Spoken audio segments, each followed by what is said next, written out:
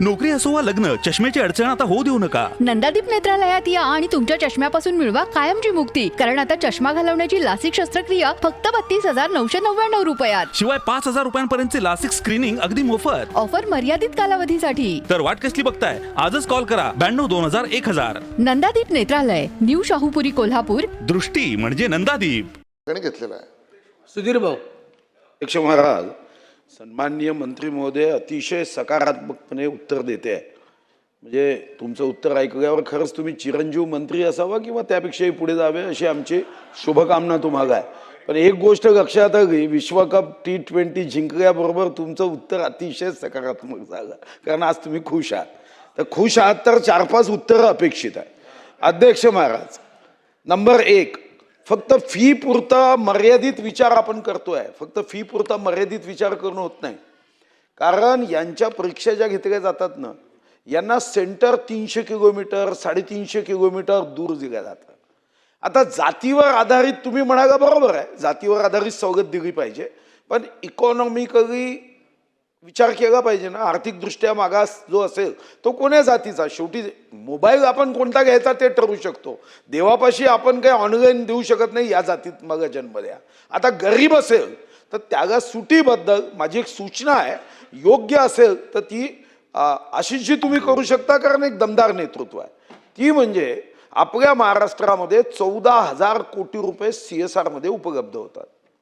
या corporate social रिस्पॉन्सिबिलिटीमध्ये आता exam social responsibility टाकून जर त्याच्यातून 500-600 कोटी रुपये काढले आणि या गरीब विद्यार्थ्यांच्या परीक्षेच्या संदर्भामध्ये मग त्यांच्या बसमध्ये सूट दिली, त्यांना रेल्वेमध्ये सूट दिली, ते जेव्हा नागपूरला जातात, उद्या होणारा तहसीलदार भविष्यातला तो फुटपाथवर झोपतो, कारण तो गडचिरोलीमधून आलेला असतो, गरीब कुटुंबातला असतो. तर याचा एक सर्वंकष आराखडा तुम्ही करू शकाल का?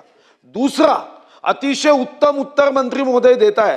तर दुसरं की या टाइम टेबलमध्ये 5 वर्षाचा टाइम टेबल करून दिला पाहिजे. तुम्ही आता बकेट केली की टायपिंगच्या 10 परीक्षा होणार नाही. तर या संदर्भात 5 वर्षाच्या सर्व एक्झामचा आपल्याला माहिती आहे. आपल्या महाराष्ट्रामध्ये 2.25 लक्ष पदं रिक्त आहे. आपल्या आर्थिक दृष्टिकोनातून कधी भरायची, काय भरायची, रिटायरमेंट दरवर्षी किती होतात, कॅम्प्युटरची बटन दाबली तर तुमच्या लक्षात येतं. मग तुम्ही जसं आपल्याला माहिती आहे की काही तारखा निश्चित आहे, मकर संक्रांत 14 जानेवारी आपल्याला माहिती आहे, श्रद्धेय अटल बिहारी वाजपेयीचा वाढदिवस 25 डिसेंबर, तशी एक एक्झामची तारीख की ज्या तारखेला हे विद्यार्थी, कारण या विद्यार्थ्यांच्या मनामध्ये एक भावना असते की आमचं एज निघाल्यावर कधी कधी परीक्षा येतात. कारण परीक्षा घेण्याची जी पद्धत आहे एवढी वाईट आहे. आकृतीबंध, मग आकृती बंधानंतर अध्यक्ष महाराज बिंदू नामावली नंतर अध्यक्ष महाराज मग वित्त विभाग त्याला परवानगी देईल, मग नियोजन विभागाची परवानगी घेईल. ही जी काही पद्धत आहे ना, ती आशिष शेलार साहेबांसारखा मंत्री 1001% बदलू शकतो. आणि म्हणून आशिष शेलार साहेब जे मंत्री आहे त्यांना माझी विनंती आहे की 5 वर्षाचा असा टाइम टेबल करता येईल का. आणि मग शेवटचा, आपल्याकडची एक पद्धत बदलवता येईल का जी जगात आहे. आपल्याकडे पदाची मागणी केल्यानंतर मग हे परीक्षेची प्रोसेस सुरू होते. म्हणजे तो विभाग पदाची मागणी करतो आणि त्यामध्ये पदाची मागणी करताना कधी कधी काही लोकांचं एजबार होऊन जातं. कारण पदाची मागणी करण्याची पद्धतच एवढी कठीण आहे की अध्यक्ष महाराज, मग मी जसं चंद्राची कहाणी सांगत होतो की चंद्राच्या आईने त्याला कपडे शिवायचं ठरवलं, तर आज शिवला की उद्या चंद्र मोठा व्हायचा, मग त्या दिवशी शिवला की पुन्हा परवा मोठा जायचा, मग पुन्हा मोठा व्हायचा, आणि पौर्णिमा झाल्यानंतर काय व्हायचं, पुन्हा छोटा व्हायचा. त्याची आई कधी शर्ट शिवू शकली नाही, त्याच्यासाठी कपडे शिवू शकली नाही. तो चंद्र तसाच दिसतो. तसं आपल्या भरतीची प्रक्रिया आहे. तुम्ही जेव्हा ठरवता तेव्हा 10 पदं रिक्त असतात, जेव्हा परीक्षा होते तेव्हा 20 पदं रिक्त होतात. वेटिंग ठेवता तुम्ही, पण ती वेटिंग सुद्धा 1 वर्षासाठी आहे नियमाने. आणि म्हणून सर्वंकष या परीक्षा पद्धतीचा बदल करणं आवश्यक आहे. आणि मी प्रश्न विचारलाही नसता, पण तुम्ही इतकी उत्तम आणि सकारात्मक उत्तर देत होता तर माझ्या मनात विचार आला की या महाराष्ट्राच्या सारा तरुण शक्तीचा जागर या निमित्ताने माननीय मंत्री महोदय करू शकतात. आणि ही युवा शक्ती आहे. उठ तरुणा जागा हो, आशिष शेलारच्या मागचा धागा हो, हा आता आपल्याला करता येतो.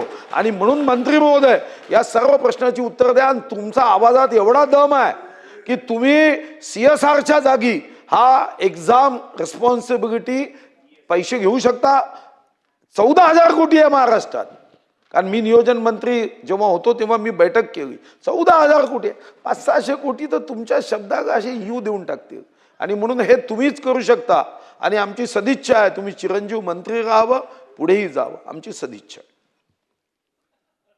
सन्माननीय सुधीर भाऊ यांनी काही 3 महत्त्वाचे प्रश्न उपस्थित केले आणि ते मांडताना त्यांनी माझी तारीफ केली, त्याबद्दल त्यांचं धन्यवाद.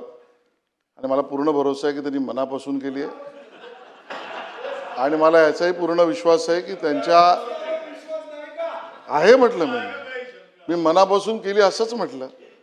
आणि त्यांच्या मनामध्ये अन्य कुठलाही विषय माझ्याबद्दल अकारण असूच शकत नाही. पण या चर्चेमुळे अकारण विषय परिसरात जाऊ नये म्हणून मी चिरंजीवी राहीन की नाही हे मला माहीत नाही, पण अभिमन्यूसारखा चक्रव्यूहात मरून पडणार नाही एवढं तर नक्की सांगतो.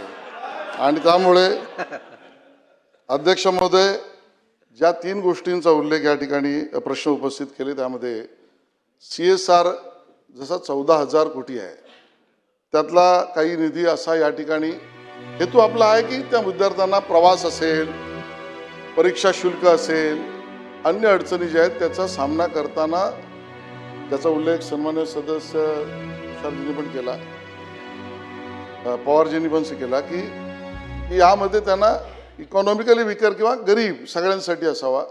आणि म्हणूनच आम्ही म्हटलं की अन्य राज्य, केंद्राच्या परीक्षा यामध्ये नेमकी वर्किंग काय ह्याचा विचार करून सुधीर भाऊ सूट 50% काय त्यापेक्षा आवश्यक असेल ते सगळं आम्ही करू. आणि म्हणून या समिती त्याच्यावर निर्णय करेल. आणि त्यामध्ये आपण जो प्रश्न उपस्थित केलात CSRचा निधी, CSRचा केंद्राचा कायदा आहे त्याच्या अंतर्गत आपल्याला काय करता येऊ शकते ज्याचा उल्लेख आपण एक्झाम काय CSR एक्झाम सोशल रिस्पॉन्सिबिलिटी असा उल्लेख केला, त्याबद्दलही नक्की त्या समितीत विचार करून सकारात्मक करू. नंबर 1. नंबर 2, दोन्ही प्रश्न जे आहेत ते एकत्रित उत्तर मी देतो. त्या म्हणजे पदं कधी निर्माण होतात आणि पदांची मागणी कशी होते आणि त्यानंतरच्या विभागीय असलेल्या अडीअडचणी किंवा प्रक्रिया आणि त्यानंतरच्या परीक्षा आणि त्यातनं जाणारा वेळ आणि त्यातनं जाणाऱ्या उमेदवाराचं वय. खरं तर या सगळ्यावर गेल्या वर्षभरामध्ये माननीय मुख्यमंत्री देवेंद्रजींच्या नेतृत्वात आपल्या विभागाने अतिशय MPSCच्या कार्यपद्धतीचं रिफॉर्म करायला सुरुवात केली आहे. आणि म्हणूनच त्या कार्यपद्धतीच्या MPSCच्या रिफॉर्मचा भाग म्हणून या सगळ्यांमध्ये पद निर्माण कधी होईल, अगदी त्या अगोदर प्रमोशन, त्याच्यात कायदेशीर अडचणी, पद भरतीची प्रक्रिया, अगदी कागदपत्र जमा करताना लागणारी दिरंगाई सुद्धा, त्याच्या ऑनलाईन प्रक्रिया, शारीरिक परीक्षा, या सगळ्या विषयातला रिफॉर्म कॅबिनेट समोर प्राथमिक प्रेझेंट केलेला आहे. तो काही महिन्यामध्येच मुख्यमंत्री महोदयांसमोर प्रेझेंट करून तो घोषित होईल. त्यामध्ये या सगळ्या गोष्टींचं उत्तर आपल्याला सकारात्मक त्या परीक्षार्थींच्या हेतूने आणि हिताचं त्या ठिकाणी मिळेल. आणि माननीय सुधीरभाऊंनी शेवटला म्हटलं की धागा हो, तर त्याच्याबद्दल मी एवढंच म्हणेन की आताची राजकीय परिस्थिती अशी आहे, एक धागा सुखाचा 100 धागे दुःखाचे, त्या सगळ्यातनं आपण पुढे पुढे जाऊया. ताज्या घडामोडी पाहण्यासाठी माझा महाराष्ट्र न्यूजला आजच सबस्क्राईब करा.